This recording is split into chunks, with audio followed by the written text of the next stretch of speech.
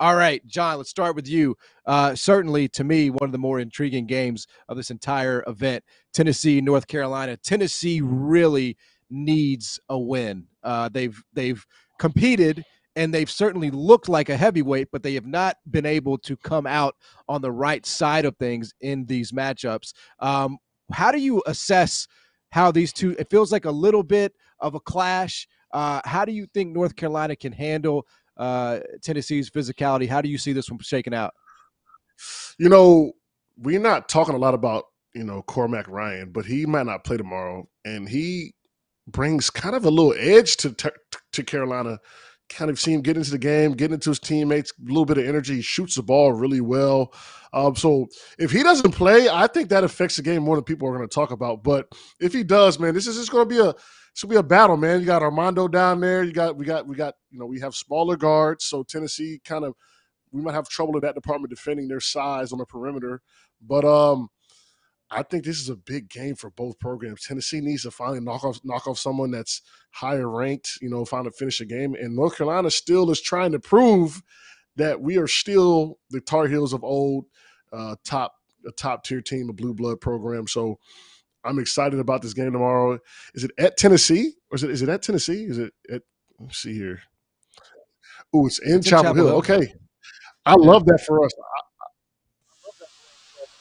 Hopefully, the Tar Heels can finish off a top 10 team and make some noise. But either way, Tennessee's 4-3, and North Carolina's 5-2.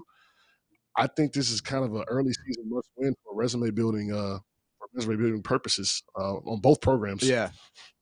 Agree totally. Josh, it was a little different for you, sort of when you compare your stops, right? At Memphis, at Georgia Tech, it was definitely a lot more important for you at Memphis to have that solid out of conference schedule so that you wouldn't get slotted as a 6 seed if you won 31 games, which you did anyway.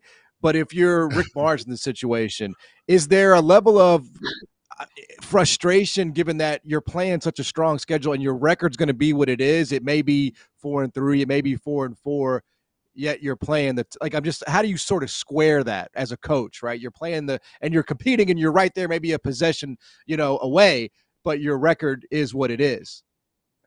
Yeah, no, I mean, this is a big game for Tennessee, and I'm really high on Tennessee. In fact, when I was on doing ESPN last week during the Maui, I kept saying I think Tennessee's going to win the event. I mean, I was really, really high on Tennessee. I watched them play Wisconsin.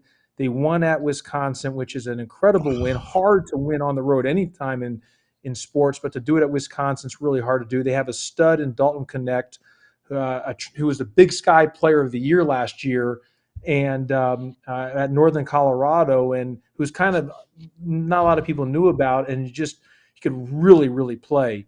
But they came out with 2 losses. I mean, they played 2 tough teams in Maui, but those 2 losses, and so here they are. Another big game for them right here with North Carolina at Carolina. What John Henson just said is he's right. If Cormac Ryan doesn't play, that's a big loss for North Carolina.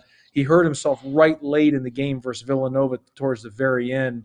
Because of his shooting, it can really change things of his spacing, and he's a good defender as well too. So this is a big game for Tennessee. Look, win or lose, Tennessee's going to be fine. They're going to be a tournament team no matter what happens, even if they lose this game. But just as in terms of seeding, they have the game. They have won the game at Wisconsin. This would go a long way for them when you're dealing with seeding in March.